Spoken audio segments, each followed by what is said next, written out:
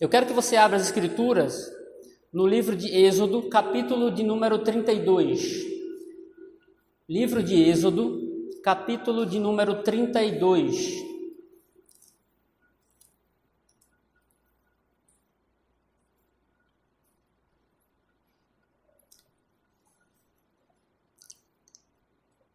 Êxodo 32. Quem achou, diga amém. Amém.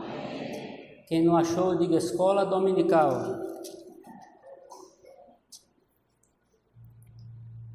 Amém, irmãos? Nós vamos ler o verso 1 até o verso de número 9. Diz assim a palavra do Senhor: Mas vendo o povo que Moisés tardava em descer do monte, acercou-se de Arão e lhe disse: Levanta-te, faze-nos deuses que vão adiante de nós.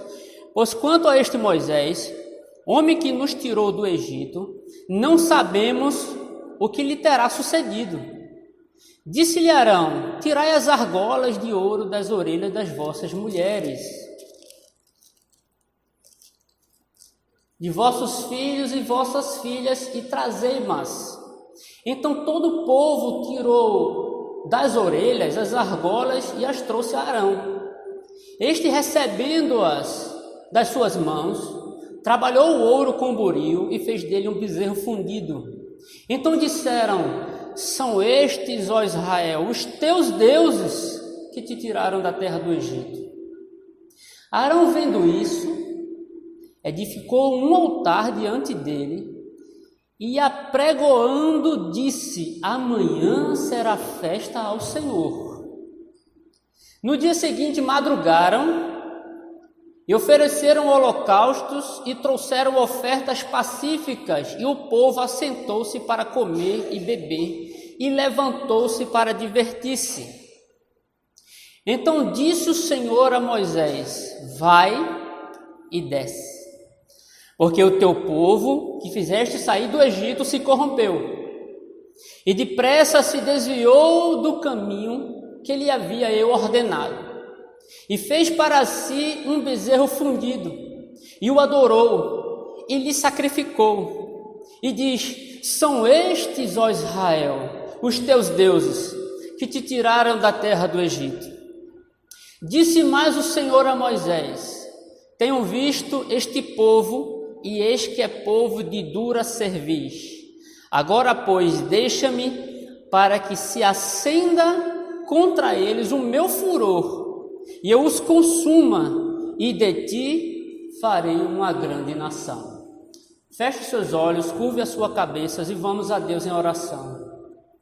Senhor nosso Deus, é bom estar na tua casa. É bom poder estar aqui, Senhor, e desfrutar da tua graça. É bom poder chegar aqui, Senhor, e desfrutar da tua bondade, da tua benignidade, da tua paciência. A tua palavra diz que a tua misericórdia é a causa de nós não sermos consumidos. Por isso nós nos prostramos nessa noite, erguemos nossas mãos, nos vestimos de pano de saco e de cinza e nos humilhamos na tua presença, Senhor. Só tu és Deus, só tu és Rei. Tu conheces o coração de cada um que aqui entrou. Tu conheces as necessidades, as limitações, as lutas de todos eles. E eu creio que o Senhor é fiel para trazer contentamento ao nosso coração. Fica conosco nessa noite, Pai. Abençoa o teu povo, Pai. Em nome de Jesus. Amém. Meus irmãos, não é preciso ser profeta ou ter algum tipo de habilidade especial para nós observarmos que a cristandade evangélica, ela passa por um momento de crise espiritual. Nunca se pregou tanto sobre o amor, nunca se falou tanto sobre o amor, e nunca os crentes foram tão desobedientes. Como se amor e obediência fossem duas coisas divorciadas uma das outras. Adão viveu em um ambiente perfeito. E Deus disse para ele: não coma do fruto. O amor que é pregado aí fora, e infelizmente muitas vezes dentro das igrejas, não é o amor bíblico. Porque o amor bíblico, ele proíbe. O amor bíblico, ele nos impõe limites. Porque ele nos alerta. E ele diz: vá até aqui. Porque se você passar daqui, você vai se prejudicar. Lembre-me da mulher adúltera quando Jesus perguntou: onde estão os teus acusadores? Ela disse: não tem nenhum, Senhor. Ele disse: porém eu te digo, vai e não peques mais, para que não te suceda algo pior.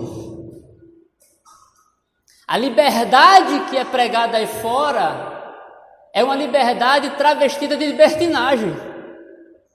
O apóstolo Paulo diz: meus irmãos, não useis da vossa liberdade para dar ocasião à carne. Por isso o amor de Deus, ele nos impõe limite. O limite do amor de Deus é o seu mandamento. Por isso nós temos liberdade dentro de um cercado dos seus mandamentos. Quando nós ultrapassamos esses mandamentos, nós nos prejudicamos. Essa é uma realidade muito triste. Quando nós olhamos na internet, nós podemos ver mulheres subindo ao púlpito trajando vestes sensuais. Nós podemos ver homens subindo ao púlpito, não para pregar a palavra de Deus com fidelidade, mas apenas para trazer entretenimento ao povo e fazer da igreja um negócio lucrativo. Tudo isso é muito triste, irmãos, mas nós louvamos a Deus pela sua palavra. Nós glorificamos a Deus pela sua palavra, que é luz para o nosso caminho. Ela é bússola, é ela que nos orienta, e é ela que nos dá verdades para nós caminharmos dentro dessas verdades e não nos desviarmos desse caminho, do caminho que o Senhor estabeleceu para a nossa vida. Lembre-me de um pregador do século XIX, pregador batista, chamado Charles Spurgeon. Pregador do século XIX, pregador batista de Cambridge. Ele disse o seguinte: chegará um dia em que no lugar de pastores alimentando ovelhas, haverá palhaços entretendo bodes. O livro de Êxodo foi escrito por Moisés, e a palavra Êxodo significa saída. Moisés escreveu o livro de Êxodo com o objetivo de nos relatar como Deus, com mão poderosa, com milagres e com prodígios, Ele libertou o seu povo do cativeiro do Egito, e como Deus conduziu esse povo pelo deserto de forma milagrosa, poderosa. À noite, coluna de fogo para proteger o povo do frio. De manhã, coluna de nuvem para proteger o povo do calor. Maná caía do céu todos os dias para o povo. Suas sandálias não se desgastavam. O povo não precisava de plano de saúde, não precisava de hospital. Deus estava com seu povo. E não só caminhou pelo deserto, mas também levou esse povo até a terra prometida, a Canaã, a terra que mana leite e mel. E nessa caminhada, nessa peregrinação, Deus concedeu verdades a esse povo. Deus concedeu mandamentos a esse povo. Deus concedeu uma lei, Deus concedeu um templo, Deus concedeu sacerdotes, Deus concedeu muitos privilégios a esse povo. E é sobre essas verdades que eu quero compartilhar com vocês hoje. Mas antes de compartilhar essas verdades com vocês hoje, eu quero contextualizar os irmãos, para que os irmãos estejam bem atentos sobre essas verdades que nós vamos compartilhar. No capítulo 24 do livro de Êxodo, os irmãos não precisam abrir agora, tá? Só ouça. Pelo menos não agora. No capítulo 24 do livro de Êxodo, Deus ordena a Moisés que suba ao monte. O Monte Sinai, também conhecido como Monte Horebe, o Monte de Deus. E o Senhor ordena a Moisés que suba ao monte para um encontro poderoso lá em cima. Mas antes de subir o monte, Moisés concede ao povo, ou Moisés toma duas atitudes preventivas. Antes de subir o monte, Moisés provê conhecimento prévio para o povo. No versículo 3 de Êxodo 24, a palavra de Deus diz o seguinte: Veio, pois, Moisés e referiu ao povo todas as palavras do Senhor e todos os estatutos. Então todo o povo respondeu em uma só voz e disse: Tudo que falou o Senhor, faremos. Antes de subir o monte, o povo não ficou desprovido de palavra. O povo não ficou desprovido de conhecimento. Moisés concedeu àquele povo conhecimento suficiente para que eles andassem no caminho do Senhor. Eles não ficaram no escuro. Eles ouviram quais eram os estatutos de Deus antes de Moisés subir. E Moisés ainda tomou uma segunda atitude preventiva. No versículo 14 do capítulo 24 de Êxodo, o Senhor diz: E disse Moisés aos anciãos: Esperai-nos aqui até que voltemos a vós. Eis que Arão e Hur ficam convosco. Quem tiver alguma questão, se chegará a eles. Tendo Moisés subido, uma nuvem cobriu o monte. Antes de subir, Moisés não apenas deu conhecimento de Deus para aquele povo, mas Moisés também deixou líderes para que liderasse aquele povo e conduzisse aquele povo no conhecimento prévio de Deus que Moisés havia deixado.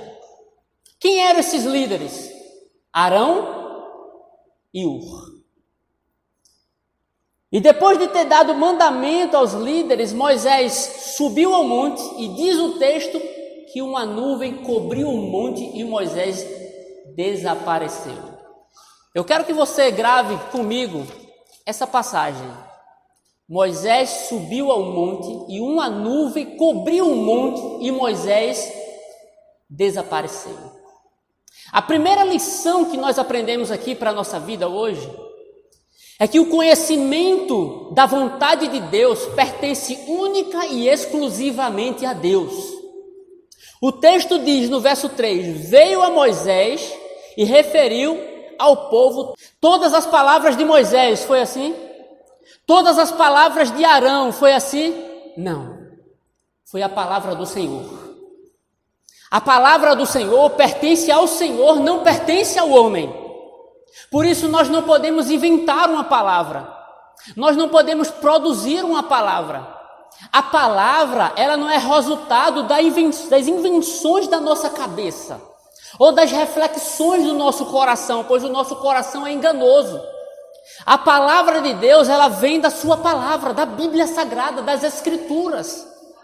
E nós temos a responsabilidade de conhecer, entender e comunicar essa palavra com fidelidade. Porque nós somos apenas instrumentos, irmãos. Nós não inventamos uma palavra para trazer entretenimento às pessoas, para fazer a vontade das pessoas. Não! Nós falamos aquilo que Deus nos manda falar, e não é a nossa vontade, é a vontade dEle. Ainda que a vontade dEle traga conforto para nós, isso é bênção.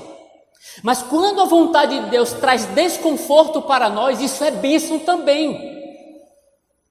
Por isso nós devemos ouvir não apenas aquilo que nós queremos ouvir, mas aquilo que Deus sabe que nós precisamos ouvir. Por isso a palavra é de Deus e não do homem. No capítulo 25, Deus ordena a Moisés que Moisés construa um tabernáculo. E agora Moisés já está em cima do monte. Um tabernáculo era um templo móvel que o povo poderia montar ele, desmontar, caminhar pelo deserto. Quando o povo parava, eles montavam novamente esse templo e adoravam a Deus ali. Só que no capítulo 25, dos versos 3 ao versículo 8, Deus começa a dar detalhes minuciosos da construção desse tabernáculo. Deus dá as cores do tabernáculo, Deus dá o material que o tabernáculo vai ser feito. Deus dá o tipo dos utensílios. Deus dá a posição que os utensílios iam ficar. Deus traça todos os detalhes para Moisés. São lindos os detalhes. O cor amarelo representa a realeza de Cristo. A cor azul representa a sua origem celeste. Os utensílios eram feitos de madeira revestido de ouro. A madeira é a sua natureza humana, o ouro a sua natureza divina. Tudo apontava no tabernáculo nos mínimos detalhes. E aqui a gente aprende uma lição. Eu acho importante um versículo que eu quero ler aqui com os irmãos. No capítulo 25 de Êxodo,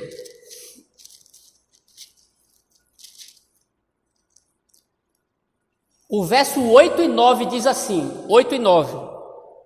E me farão um santuário para que eu possa habitar no meio deles. Presta atenção agora. Segundo tudo o que Moisés mostrou, é assim? Segundo tudo o que Décio mostrou, é assim? Segundo tudo o que eu te mostrar, eu, o Senhor, para modelo do tabernáculo e para modelo de todos os seus móveis, assim mesmo, não é das invenções da nossa cabeça, assim mesmo vocês vão fazer. Vocês vão fazer exatamente como eu pedi. Vocês não podem inventar coisas. Vocês não podem fabricar ideias. A ideia pertence a mim. Todos os utensílios serão conforme a minha vontade. Aqui nós aprendemos uma segunda lição. Sempre que Deus nos ordena alguma coisa, ou sempre que Deus manda a sua igreja fazer alguma coisa, Ele dá todos os detalhes de como Ele quer que nós façamos. Ele dá todos os detalhes, todo o processo, para que a gente possa com fidelidade cumprir aquilo que Deus quer. Deus quer que você se case, pois Ele revelou na sua palavra como é que o seu casamento deve prosseguir. Deus quer que você crie filhos.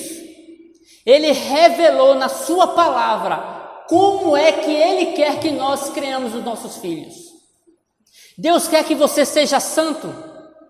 Ele revelou com todos os detalhes na sua palavra como é que você deve se santificar. O problema é que muitas vezes nós esquecemos aquilo que Deus disse e nos apegamos ao que Deus não disse.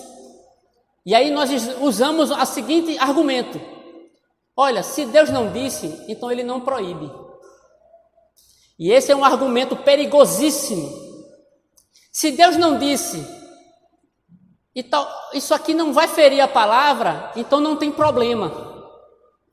Se Deus pediu para que você cultue Ele deu os detalhes de como deve ser o culto.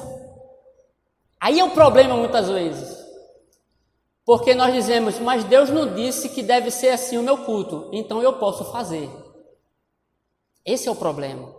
Porque se Deus não disse, é porque não interessa, compreendeu?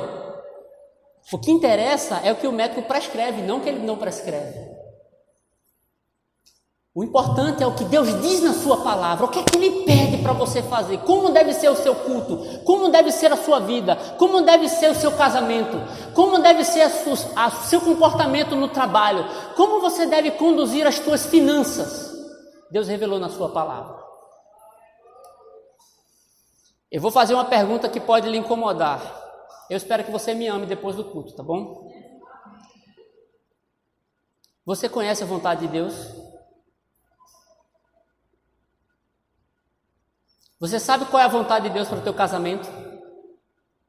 Você sabe por que o teu casamento não está dando certo? Você sabe qual é a vontade de Deus para os teus negócios? Eu vou te fazer uma pergunta, talvez essa incomode ainda mais, mas não precisa me responder.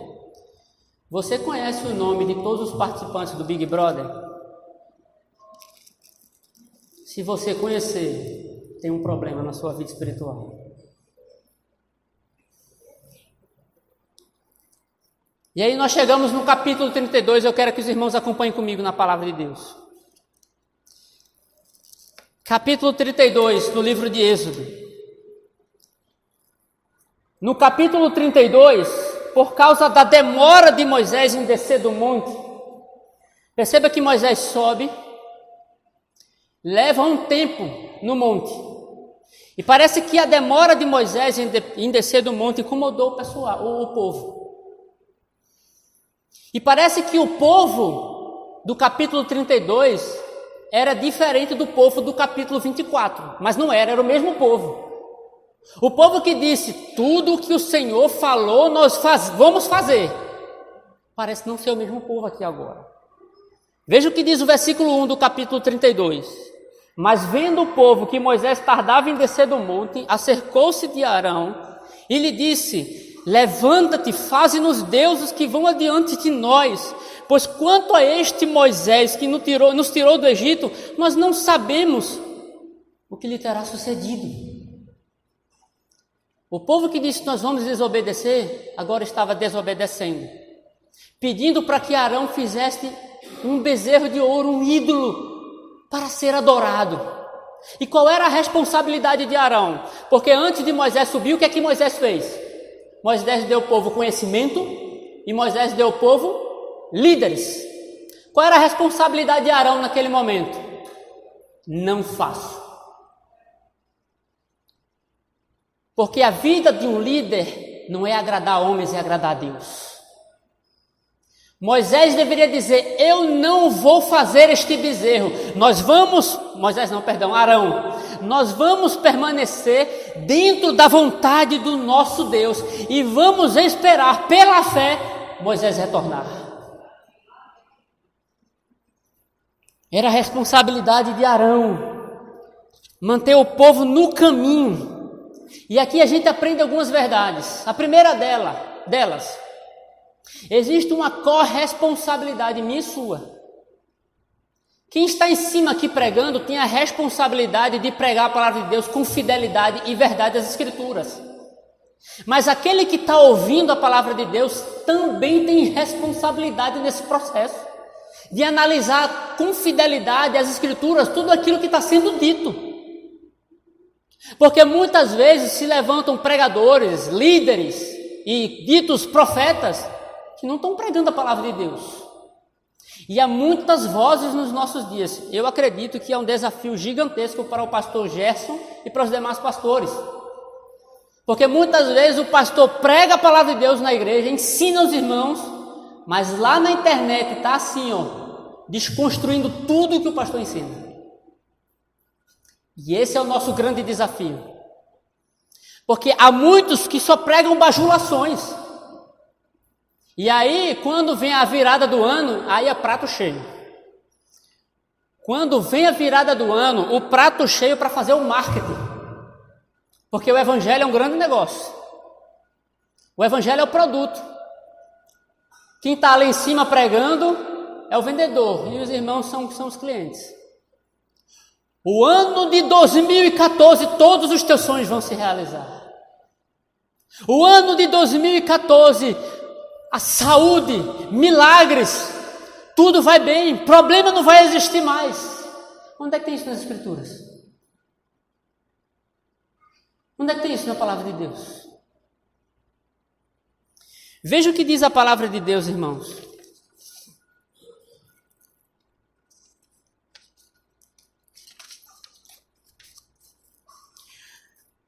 Na carta de Paulo a Timóteo, capítulo 4, versículo 3, diz assim: pois haverá tempo em que não suportarão a sã doutrina, pelo contrário, cercar-se-ão de mestres segundo as suas próprias cobiças, como sentindo coceira nos ouvidos. Vocês sabem o que significam isso? O pastor diz assim, a pregação de hoje vai ser sobre justificação pela fé.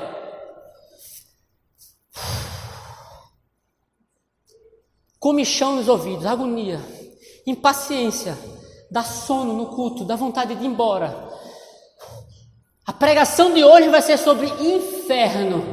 Inferno, misericórdia. A pregação de hoje vai ser sobre a ira de Deus. Ira de Deus, e Deus se ira.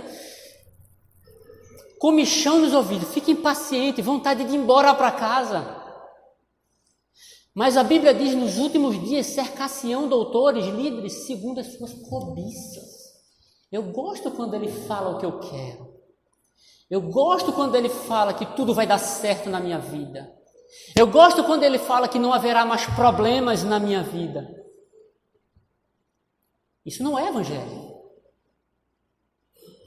Quando se fala apenas de coisas boas e não fala o outro lado do evangelho, das renúncias, você não ouviu o evangelho, você viu uma espécie de psicologia, você viu uma espécie de autoajuda ou de uma palestra motivacional, mas o evangelho não. O evangelho não. E o texto prossegue. A oferta que deveria ser dada para a construção do tabernáculo, porque o povo saiu do Egito rico, mas aquela riqueza não era para satisfação plena, própria apenas, mas era para ser usada na obra de Deus. Eles tomaram, as mulheres pegaram os brincos, derreteram e fizeram aquele bezerro de ouro. E aí, no verso de número 4, Arão começa a pregar, dizendo assim: amanhã será festa ao Senhor. Sabe quem é o Senhor aqui? Yahvé, é Jeová. Você tem ali um bezerro de ouro, provavelmente um ídolo egípcio, muito provavelmente um ídolo chamado Apis. É um ídolo da fertilidade e da força, era o povo que queria. E Arão começa a pregar, atribuindo àquele ídolo o nome do Senhor. Sabe qual é a lição que nós aprendemos aqui? Nem tudo que se ouve em nome de Jesus é de Jesus. Nem tudo que se ouve em nome de Deus é de Deus. Mas hoje vai acontecer em nome de Jesus. Mas muitas vezes quem está ali não é Jesus, é um ídolo. Muitas vezes quem está sendo exposto e adorado ali é Mamon, é o Deus do dinheiro, é o Deus da riqueza, é o hedonismo, é a satisfação plena acima de tudo, inclusive da palavra de Deus. Ou Deus me faz feliz, ou eu vou negar todas as verdades dele. E diz o texto que no outro dia, logo em seguida, eles sacrificaram, fizeram uma espécie de culto mesmo, cerimônia, sacrifício, holocausto. E diz que no outro dia, no verso de número 6, eles se levantaram para se divertir. Os comentaristas dizem que a palavra divertir-se aqui tem uma conotação sexual. Tem uma conotação promíscua. Eles se levantaram para fazer uma festa sensual, regrada a bebida, comida, música e, ao que tudo indica, promiscuidade e orgias. É isso que a idolatria provoca.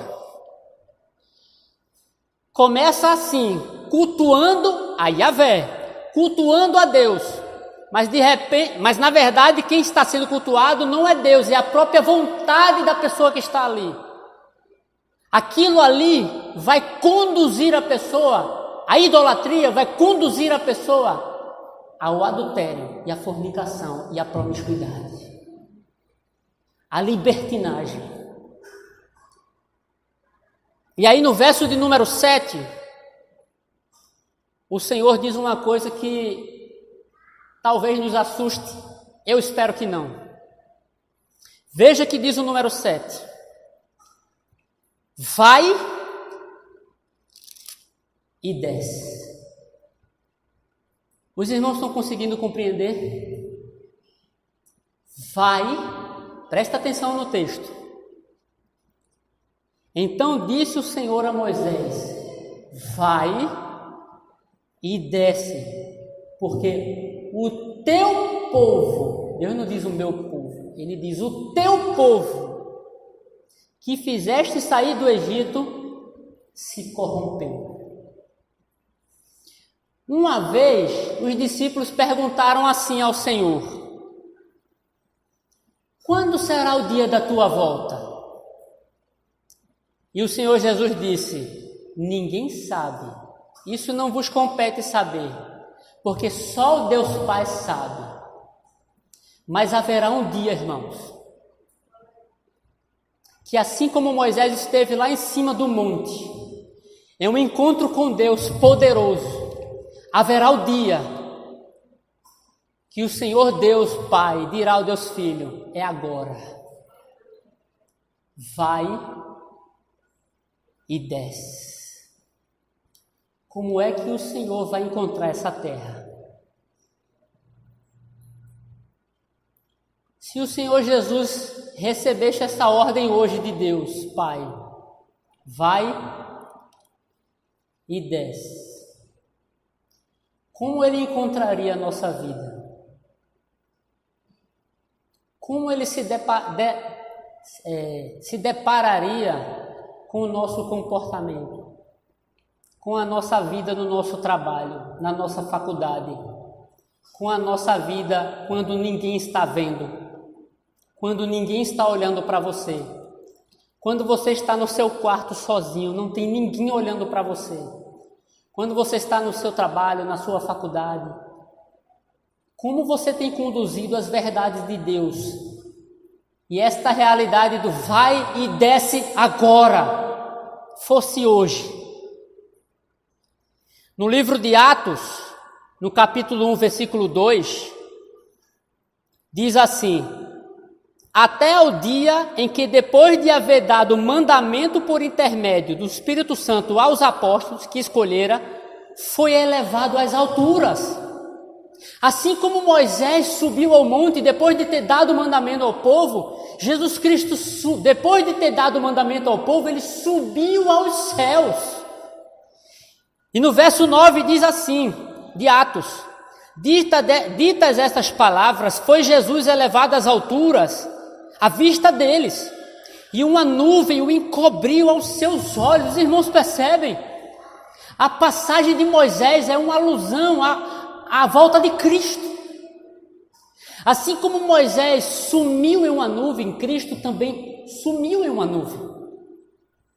E assim como Moisés demorou em cima do monte, Jesus está no monte.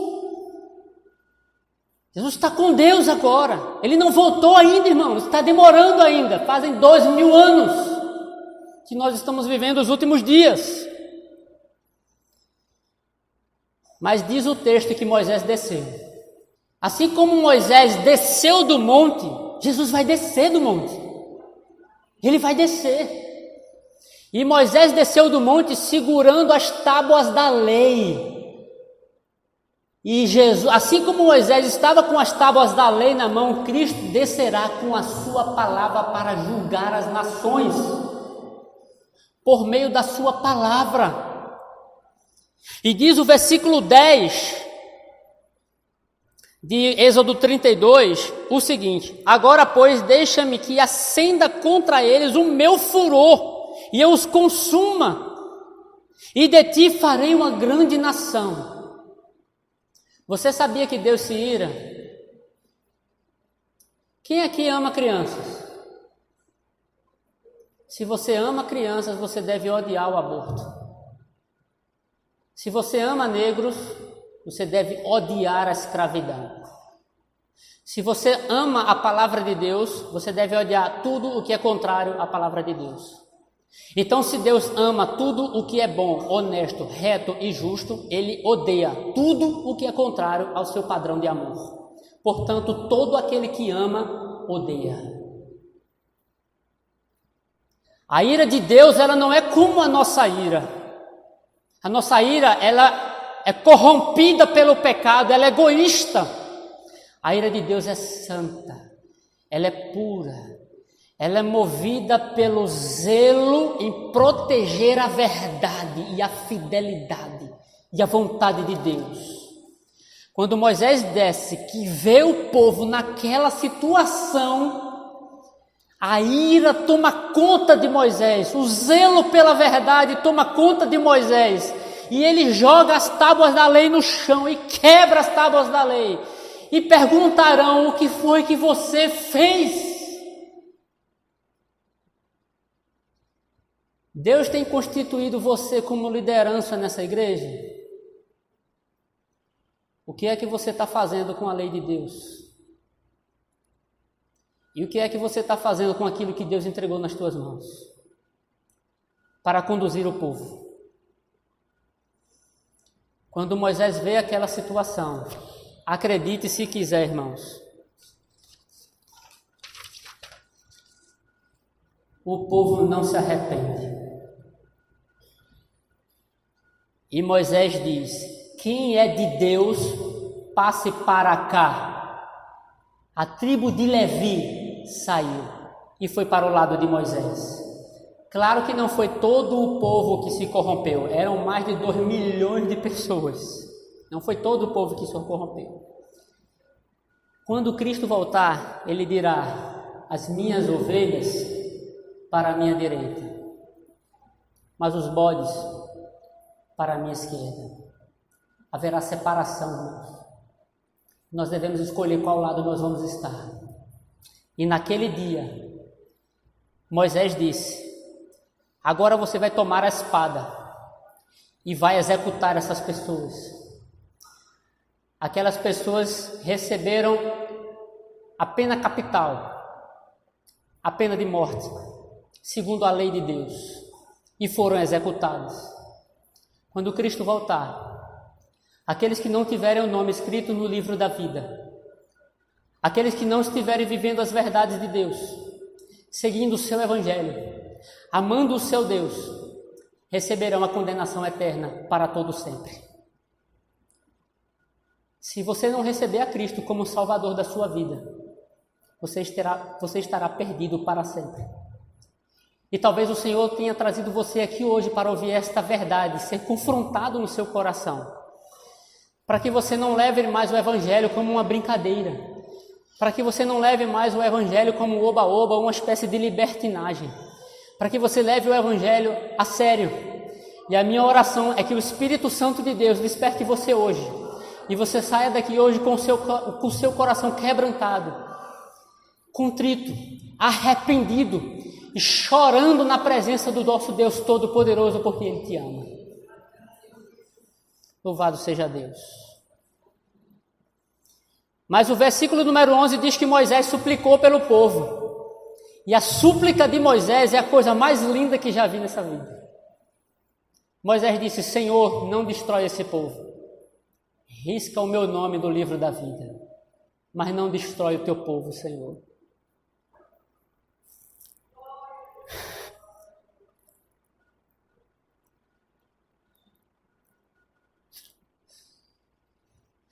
Moisés preferiu perder a vida dele, irmão. Moisés preferiu ser condenado. Sabe quem fez isso? Foi Cristo. Sabe de uma coisa, irmãos? Deus não condenou Moisés. Deus poupou a vida de Moisés, mas não poupou a vida de Cristo. Ele poupou a vida de Isaac em cima daquele monte, mas não poupou a vida do seu filho. Sabe de uma coisa, irmão? Ele poupou a sua vida. Ele poupou a minha vida.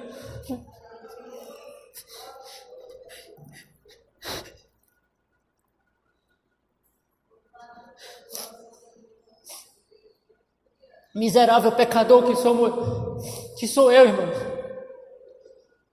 Miserável pecador é você, sou eu. Ele nos poupou.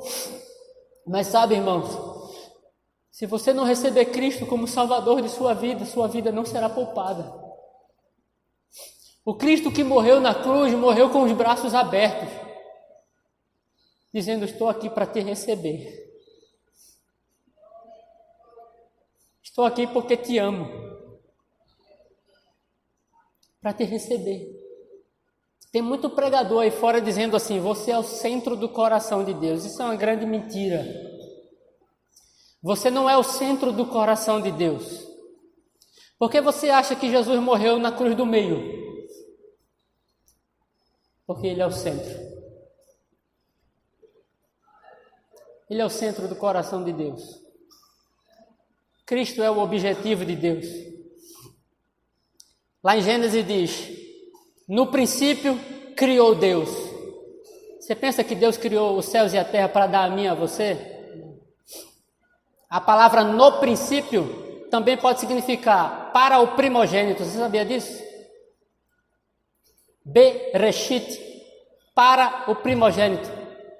Parafraseando a frase, para o primogênito Deus criou todas as coisas. Foi para dar a seu filho e não a nós. Ele é herdeiro de todas as coisas e nós somos co-herdeiros. Ele nos empresta, irmãos. Sabe o teu casamento é emprestado, você sabia disso, né? Sabe teu filho, você vai dar conta dele, você sabe, não sabe? Que é emprestado a você. Você sabia que teu filho, ele é teu irmão? Seu filho, ele é seu irmão em Cristo. Ele foi emprestado a você, ele não é seu. Você tem que devolver ele para Deus. Deus vai pedir conta. O que é que eu faço, Décio? Aqui diz como nós devemos criar os nossos filhos na vontade de Deus.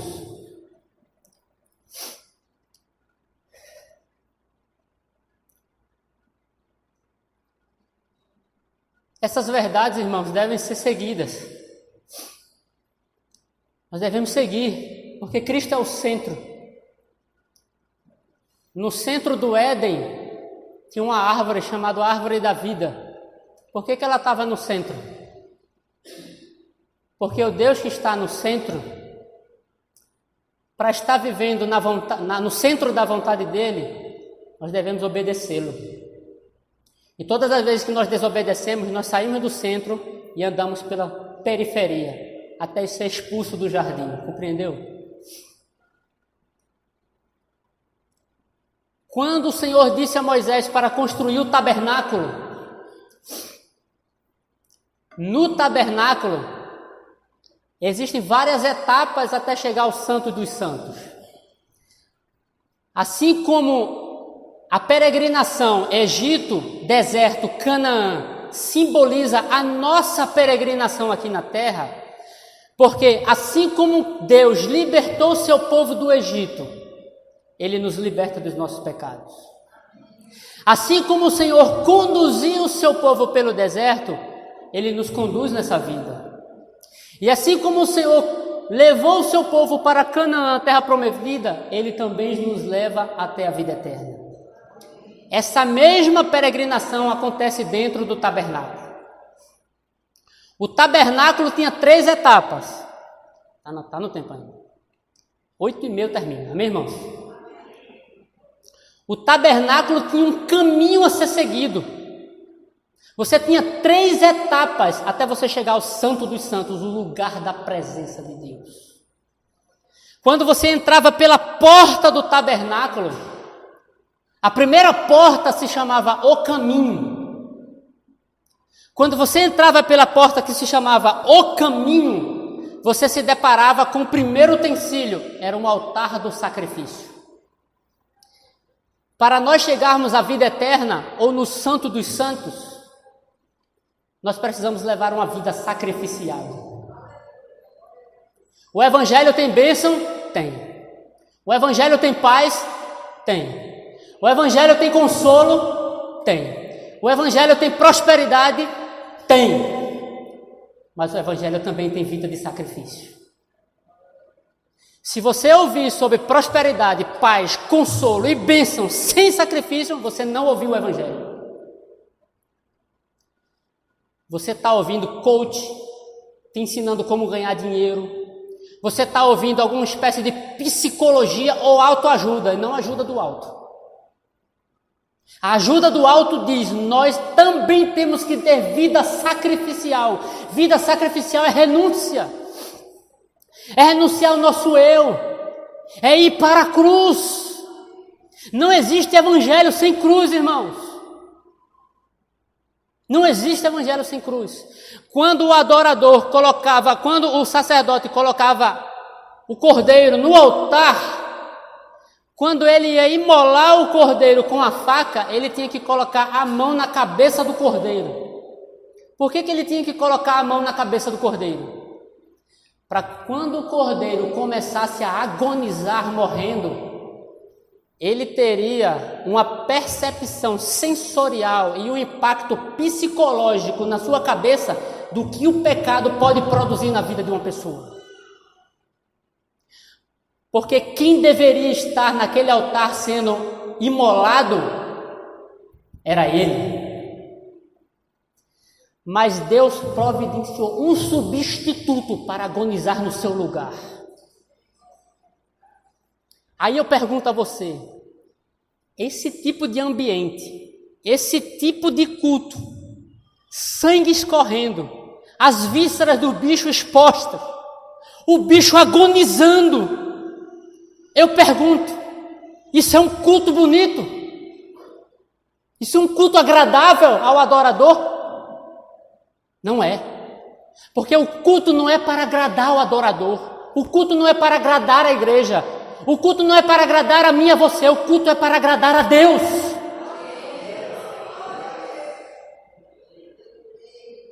O culto de Caim era lindo. Frutas vermelhas, cheirosas, né? O culto de Abel era um animal agonizando. Quando aquele animal começava a agonizar, o pecador adorador ali dizia assim, Senhor, era para ser eu. Então ele se prostrava em adoração, rendendo graças ao Senhor. Assim deve ser o culto. Se você vem ao culto e não sai daqui humilhado, você não cultuou a Deus.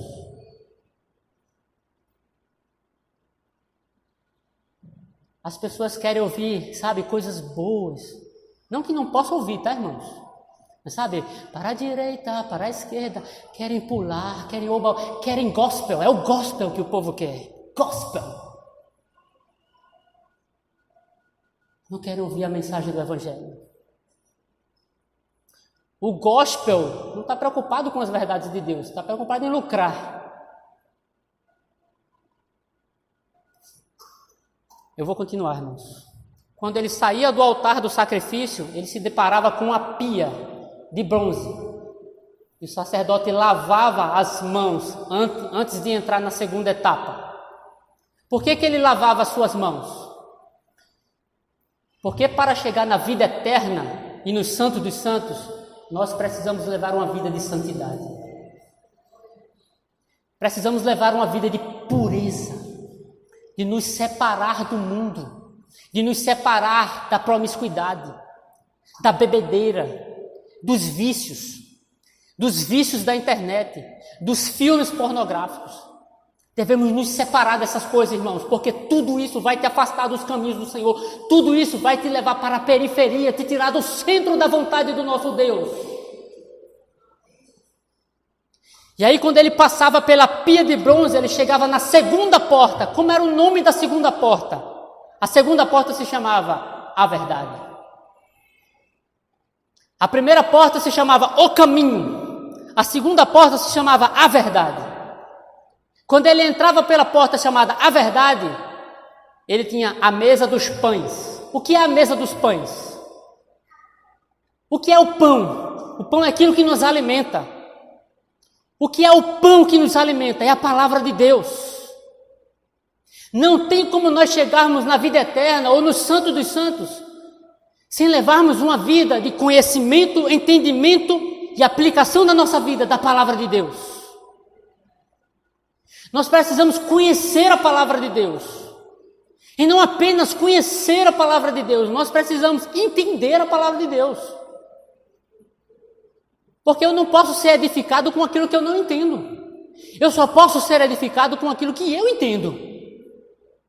E eu não posso apenas entender, eu tenho que praticar e comunicar esse evangelho ao meu próximo. A única coisa que pode nos livrar do inferno e de pecar é a palavra de Deus. Davi disse: Senhor, coloquei a tua palavra no meu coração para não pecar contra ti. Ele não disse: Senhor, coloquei o louvor no meu coração para não pecar contra ti. Coloquei o testemunho do irmão no meu coração para não pecar contra ti.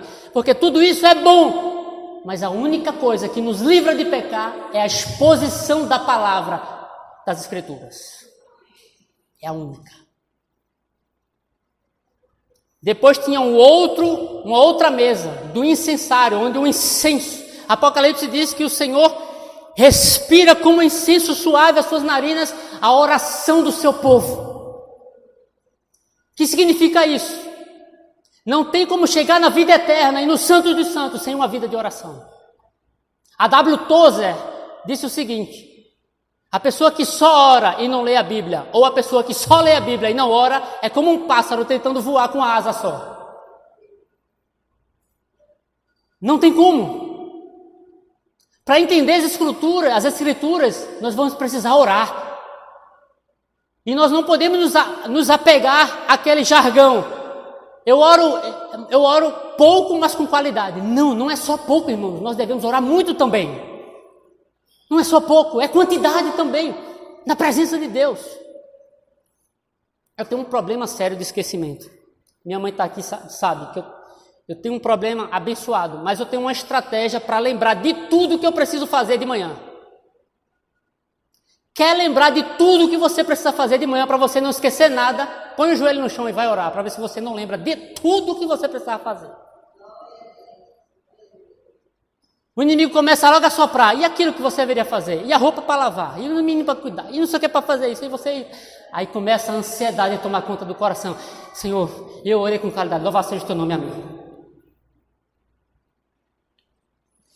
É um grande desafio, né, irmãos? É um grande desafio. E do outro lado tem uma mesa com um candelabro. O candelabro é aquelas 7 velas que ficam acesas. E ela precisava 24 horas estar colocando ali o tempo inteiro azeite para ela não apagar.